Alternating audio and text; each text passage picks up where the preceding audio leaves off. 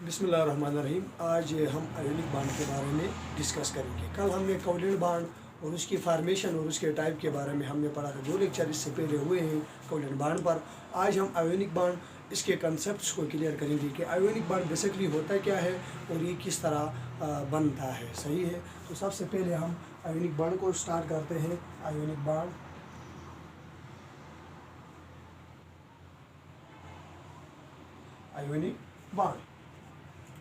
Ionic bond Lewis के मुताबिक ionic bond वो होता है the bond which is form by complete transfer of electron from low ionisation energy to high electron affinity. यानी low ionisation energy वाला element से high electron affinity वाला element को इलेक्ट्रॉन क्या होता है, ट्रांसफ़र होता है, और वो इलेक्ट्रॉन ट्रांसफ़र कंप्लीट ट्रांसफ़र होता है। सही है, कोवलेंट बांड में हमने ये पढ़ा था कि वहाँ पर शेयरिंग ऑफ इलेक्ट्रॉन हो रहा है, इलेक्ट्रॉन शेयर हो रहे हैं 2 एटम के दरमियान। यहाँ पर इलेक्ट्रॉन शेयर नहीं हो रहा, 2 एटम के दरमियान कंप्लीट ट्रांसफ़र ऑफ इलेक्ट्रॉन हो रहा है। एक एटम से इलेक्ट्रॉन कंप्लीटली ट्रांसफ़र हो रहा है और दूसरा एटम जो है वो उसको गेन करता है। सही है, तो आयोनिक बांड हम इस तरह कहेंगे कि the bond which is form by complete transfer of electron. अगर हम उसको कहें तो हम इस तरह कहेंगे कि the bond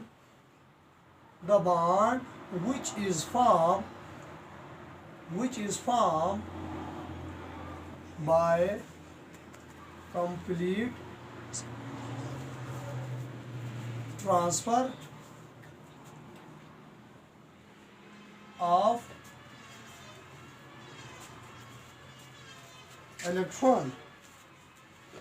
The bond which is formed by complete transfer of electron, this is called ionic bond. इसका दूसरा नाम इलेक्ट्रोवायलेंट बांड भी कहते हैं। इस आयोनिक बांड का दूसरा नाम इलेक्ट्रोवायलेंट बांड भी कहते हैं, और इसका तीसरा नाम भी है जिसको इलेक्ट्रोस्टैटिक बांड भी कहा जाता है। हम कहेंगे कि इलेक्ट्रोस्टैटिक बांड इसको क्यों कहते हैं, इसके बारे में हम पढ़ेंगे। सही है, तो सबसे पहले हम थोड़ा सा पढ़ते हैं। अब देखिए, ये सोडियम है, ये इलेक्ट्रॉन अपने लॉस करेगा, और इलेक्ट्रॉन क्यों लॉस करेगा इसके बारे में भी पढ़ेंगे। पहले ये सोचो, इसको जहन में रखो कि सोडियम अपना इलेक्ट्रॉन क्या करेगा, लॉस करेगा। ये सोडियम जो है ये अपना इलेक्ट्रॉन लॉस करेगा, तो यहाँ पर ये सोडियम प्लस में जाएगा, प्लस एक इलेक्ट्रॉन अपने इसने क्या कर दिया, लॉस कर दिया। अब मैं कहता हूँ क्लोरीन है, तो ये क्लोरीन इस एक इलेक्ट्रॉन को क्या करेगा, गेन करेगा, और क्लोरीन माइनस में जाएगा। एक बात याद रखना, जिस भी मेटल के ऊपर अगर पॉजिटिव चार्ज आ जाए, किसी भी एलिमेंट के ऊपर पॉजिटिव चार्ज आ जाए, तो उसको हम कैटाइन कहते हैं, और किसी भी एलिमेंट के ऊपर नेगेटिव चार्ज आ जाए तो हम उसको एनाइन कहते हैं। याद रखना, यहाँ पर ये जो सोडियम प्लस है इसको हम कैटाइन कहेंगे। क्या कहेंगे, कैटाइन कहेंगे। और जो क्लोरीन माइनस है इसको हम एनाइन कहेंगे। क्या कहेंगे, एनाइन कहेंगे। ये बात याद रखना कि जो सोडियम प्लस है उसको कैटाइन कहेंगे, क्लोरीन माइनस है उसको हम एनाइन कहेंगे, क्योंकि सोडियम ने अपने एक इलेक्ट्रॉन लॉस किया है और ये कैटाइन बन गया है, क्लोरीन ने उस इलेक्ट्रॉन को गेन किया है और ये एनाइन बन गया है। अब होगा क्या, यहाँ पर ये सोडियम और क्लोरीन आपस में मिलेंगे, यहाँ पर ये सोडियम और क्लोरीन प्लस और माइनस आपस में मिलेंगे, और सोडियम क्लोराइड बनेगा। सही है, और यही आयोनिक कंपाउंड है जिसे हम टेबल साल्ट भी कहते हैं। सही है, तो ये सोडियम क्लोराइड बन गया है, ये आयोनिक कंपाउंड है, और ये बन गया आयोनिक बांड। अब इसके अंदर लॉजिक को हम देखते हैं कि किस तरह ये बनता है। ये तो हमने सिंपल एक रिएक्शन करके बनाया है। अब हम जाते हैं कि ये कैसे बनता है। होता कुछ इस तरह है कि सोडियम को आपको सबसे पहले सोडियम का इलेक्ट्रॉनिक कॉन्फ़िगरेशन, सोडियम का एटॉमिक नंबर ये याद होना लाजम है। और ये याद होना लाजिम है कि सोडियम की आखिरी शेल में कितने इलेक्ट्रॉन आएंगे, ये याद होना लाजिम है। आपने इलेक्ट्रॉन को शेल के अंदर फाइंड करने के लिए जो फार्मूला है 2n², इससे फाइंड कर सकते हो। इस फार्मूले से n नंबर ऑफ शेल को जाहिर कर रहा है, और अगर पहला शेल है तो n को 1 पुट करना है, 1 का स्क्वायर 1 होता है, 2 1 ज़ा 2 तो 2 इलेक्ट्रॉन आएंगे। दूसरा शेल है तो उसमें अगर आपने 2 का स्क्वायर 4 और 8 इलेक्ट्रॉन आएंगे। तीसरे शेल में जो है 18 इलेक्ट्रॉन आएंगे, ये पिछले लेक्चर में हमने पढ़ा है। तो इस 2n² से आप जो है वो इलेक्ट्रॉन को क्या कर सकते हो, फाइंड कर सकते हो कि इस एलिमेंट क्या पहले शेल में कितने इलेक्ट्रॉन आएंगे, दूसरे शेल में कितने इलेक्ट्रॉन आएंगे, तीसरे शेल में कितने इलेक्ट्रॉन आएंगे। पहले आपको एटॉमिक नंबर का पता होना लाजिम है। तो सोडियम है, ये सोडियम का जो एटॉमिक नंबर होता है वो 11 होता है। इसका मतलब ये है कि इसके अंदर 11 इलेक्ट्रॉन है। याद रखना, केमिकल रिएक्शन इलेक्ट्रॉन करेगा। अगर आपको MCQ आए कि केमिकल रिएक्शन कौन करेगा, केमिकल रिएक्शन कौन सा पार्टिकल करता है, आपको कहे प्रोटॉन, न्यूट्रॉन और इलेक्ट्रॉन, तो इलेक्ट्रॉन का बात आपने याद रखना है कि जितने भी जो केमिकल रिएक्शन कर रहे हैं ना, वो इलेक्ट्रॉन की वजह से हो रहा है। प्रोटॉन न्यूट्रॉन की वजह से हम केमिकल रिएक्शन नहीं करते हैं। इलेक्ट्रॉन की ट्रांसफ़र, इलेक्ट्रॉन का शेयरिंग, यही केमिकल रिएक्शन होता है। केमिकल बॉन्डिंग इलेक्ट्रॉन की ट्रांसफ़र से होता है। अब ये सोडियम है, सोडियम के हमने कहा एटॉमिक नंबर 11 है। क्लोरीन का अगर एटॉमिक नंबर हम देखें तो इसका एटॉमिक नंबर 17 होता है। दूसरी बात आपने ये याद रखना है कि ये कौन से पीरियड का है, कौन से पीरियड का है। सोडियम जो है ये एस ब्लॉक एलिमेंट है, पहले ग्रुप का है और तीसरे पीरियड का है। आपने पीरियड टेबल उठाना है, वहाँ पर देखना। पीरियड टेबल एक दिन हम पढ़ेंगे इंशाल्लाह, सही तरीके से पढ़ेंगे। अब सोडियम है, सोडियम मैंने कहा तीसरे पीरियड का है, पहले ग्रुप का है, एस ब्लॉक एलिमेंट है, तीसरे पीरियड का है। और पीरियड मैंने पहले भी कहा था शेल को जाहिर करते हैं। पहला पीरियड है तो 1 शेल, दूसरा पीरियड है तो 2 शेल, तीसरा पीरियड है तो 3 शेल, चौथा पीरियड है तो 4 शेल। पीरियडिक टेबल में टोटल 7 पीरियड है, सही है। तो मैंने कहा कि सोडियम तीसरे पीरियड का है, इसका मतलब ये है कि इसके अंदर टोटल 3 शेल होंगे। इसी तरह हम क्लोरीन की बात करें तो क्लोरीन भी तीसरे पीरियड का है और जो है वो 7वें ग्रुप का है और तीसरे पीरियड का है। इसका मतलब ये है कि इसके अंदर भी 3 ही शेल होंगे, सही है। तो हम सोडियम को पहले ड्रा करते हैं। मैं सोडियम के आपको ये 2n² से आपको फार्मूला पता है, इससे इलेक्ट्रॉन फाइंड कर सकते हो। तो इससे फाइंड किया हमने तो पहले शेल में कितने आ जाएंगे, 2 इलेक्ट्रॉन आ जाएंगे। और अगर हम दूसरे शेल की बात करें तो दूसरे शेल में टोटल कितने आ सकते हैं, 2n² से 2 का स्क्वायर 4 मल्टीप्लाई बाई 2 = 8, सही है। तो दूसरे शेल में कितने आ सकते हैं, 8 आ सकते हैं। 1 2 3 4 5 6 7 और 8। अब देखो तो 2 यहाँ पर हो गए, 8 यहाँ पर, टोटल 10 हो गए। और सोडियम का एटॉमिक नंबर 11 है। इसका मतलब 1 इलेक्ट्रॉन बच गया है। जो 1 इलेक्ट्रॉन बच गया है वो तीसरे शेल में आपने क्या करना है, ड्रा करना है। ये मैं सोडियम का तीसरा शेल बना रहा हूँ। यहाँ पर मैंने वो जो 1 इलेक्ट्रॉन बच गया है उसको ड्रा कर दिया। अब हम क्लोरीन की बात करते हैं तो क्लोरीन का एटॉमिक नंबर 17 है। देख क्लोरीन का हम एटॉमिक नंबर कितना होता है, 17 होता है, तीसरे पीरियड का है। इसका मतलब ये है कि इसके अंदर 3 शेल होंगे। सिंपल से स्टार्ट कर रहे हैं, पहले शेल को K, L और M का नाम भी देते हैं, सही है। तो अब क्लोरीन की अगर बात करते हैं तो उसके पहले शेल में आपने देखा है कि 2n² से आपने फाइंड किया है इलेक्ट्रॉन को, वो 2 होंगे। अगर दूसरे शेल की बात करो तो 2n² से आप फाइंड करो तो 8 होंगे। 1 2 3 4 5 6 7 8, सही है। तीसरे शेल में देखो तो इसके बाकी जो बच जाते हैं 18 आते हैं टोटल, लेकिन इसमें जो जितने बच जाते हैं 10 से हो गए तो 7 बाकी बच गए। तो 7 यहाँ पर लिखना है आपने, 1 2 3 4 5 6 और मैं यहाँ पर 7 ड्रा कर रहा हूँ। हम अगर ऑक्टेट जो थ्योरी पहले जो हमने पढ़ा था उसको देखें तो ऑक्टेट के मुताबिक ये कब स्टेबल होगा। ऑक्टेट के मुताबिक ये उस वक़्त स्टेबल होगा जब इसके आखिरी शेल में 2 या 8 इलेक्ट्रॉन हो। और ऑक्टेट के मुताबिक ये उस वक़्त स्टेबल होगा जब उसके आखिरी शेल में 8 इलेक्ट्रॉन हो। यहाँ पर इसके आखिरी शेल में 7 इलेक्ट्रॉन है और यहाँ पर इसके आखिरी शेल में 1 इलेक्ट्रॉन है। अगर ये 1 इलेक्ट्रॉन अपना टोटली की टोटली इसको दे दे, ये सोडियम जो है अपना एक इलेक्ट्रॉन इसको टोटली के टोटली दे दे, अगर ये सोडियम अपना एक इलेक्ट्रॉन टोटली के टोटली इसको दे दे तो इसके अंदर 8 इलेक्ट्रॉन बाकी बच जाएंगे, तो ऑक्टेट के मुताबिक ये स्टेबल हो जाएगा।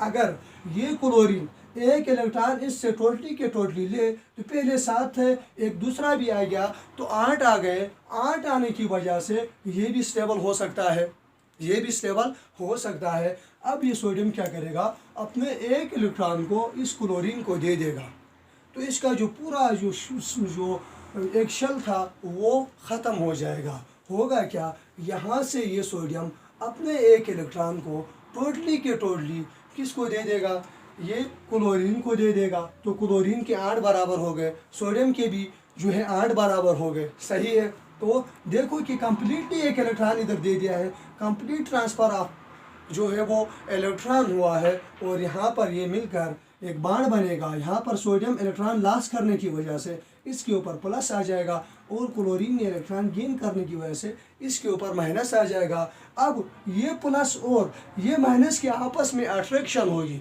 उस अट्रैक्शन को हम इलेक्ट्रोस्टैटिक बाण भी कहते हैं, और उसको इस अट्रैक्शन को हम आयोनिक बाण भी कहते हैं। तो आयोनिक बाण इस तरह होता है, मतलब कंप्लीट ट्रांसफ़र ऑफ इलेक्ट्रॉन होता है।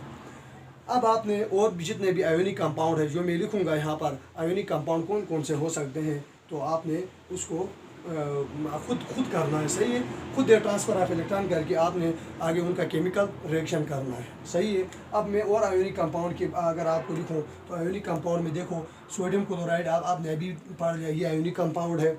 यहाँ पर आयोनिक बॉन्ड होता है, यहाँ पर लॉस और गेन ऑफ इलेक्ट्रॉन होता है। अब सोडियम है, उसके बाद पोटाशियम है, पोटाशियम क्लोराइड है, उसके बाद मैं कह सकता हूँ यानी magnesium dichloride.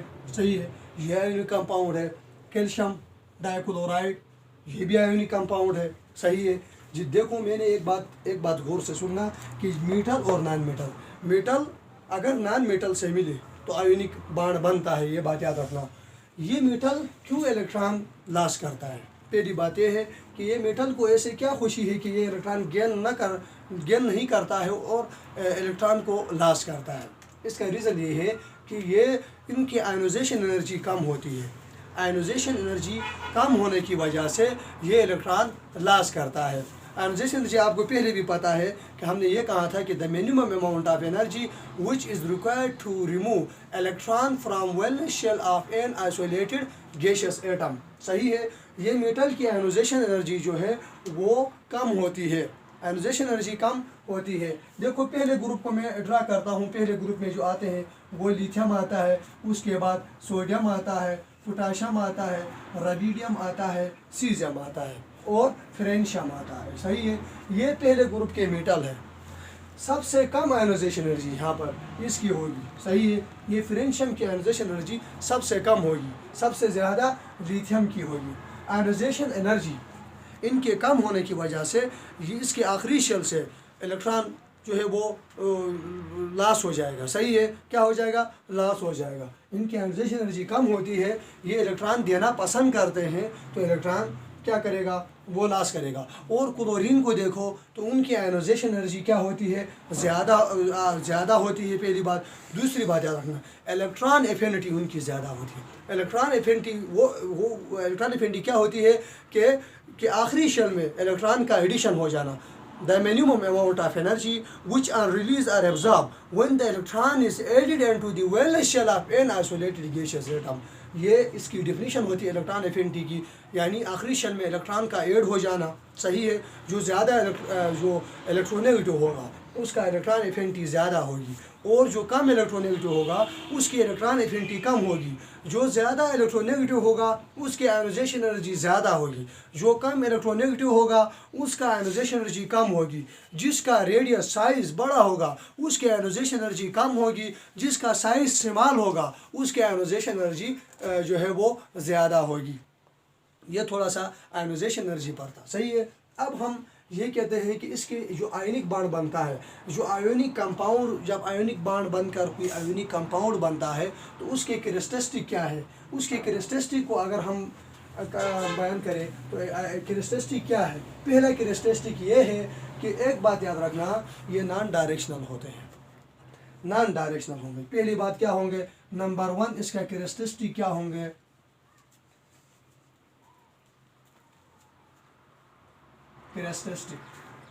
Characteristic of ionic compound क्या होंगे, ये नॉन डायरेक्शनल होंगे।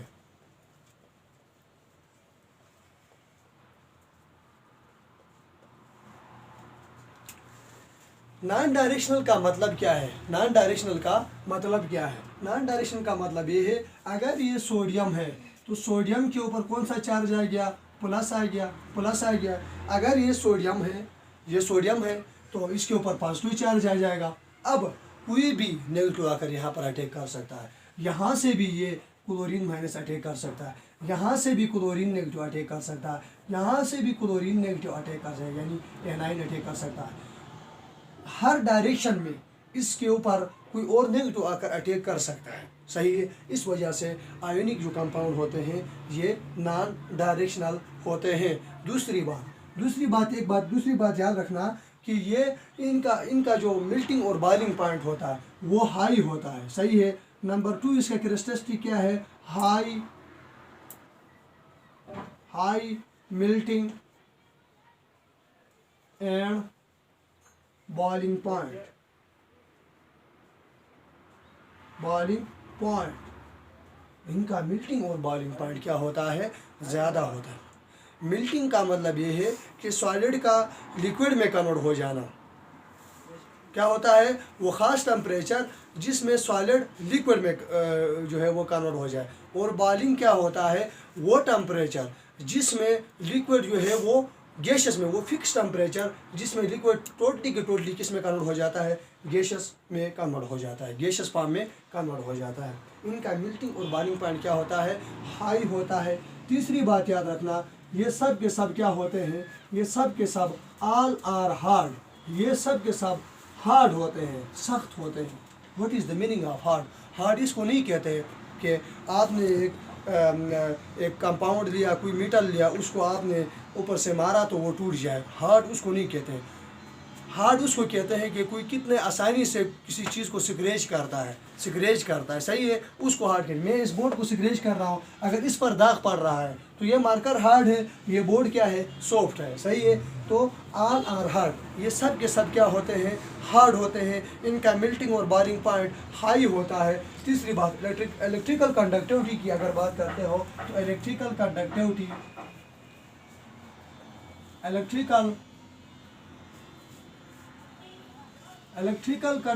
की अगर बात करें तो याद रखना, सॉलिड फॉर्म में ये कभी भी करंट इसके अंदर पास नहीं होगा।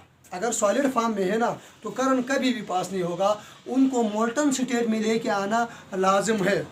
अगर आपने इसको वाटर के अंदर डिज़ोल्व कर दिया तब इसके अंदर करंट पास होगा। क्यों? क्योंकि आयन फ्री होंगे, और जब आयन फ्री हो जाएंगे तो करंट पास हो जाएगा, सही है। तो आप ये कहोगे मोल्टन स्टेट में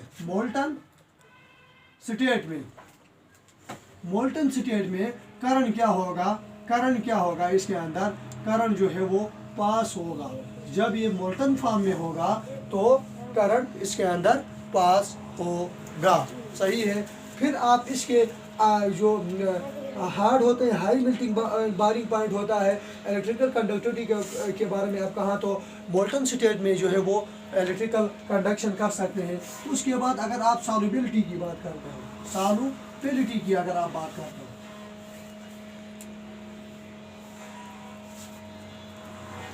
व्हाट इज सॉल्युबिलिटी, सही है, amount of solute dissolve in 100 gram of solvent, या amount of solute dissolve to saturate 100 gram of solvent, this is called solubility, सही है।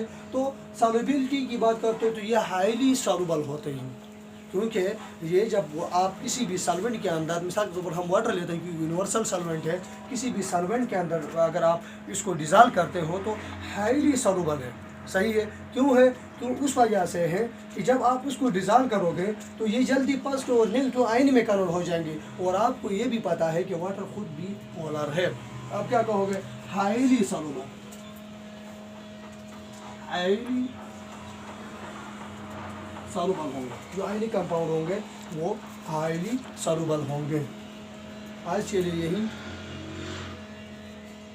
उसके बाद हम कोऑर्डिनेट बॉन्ड को स्टार्ट करेंगे।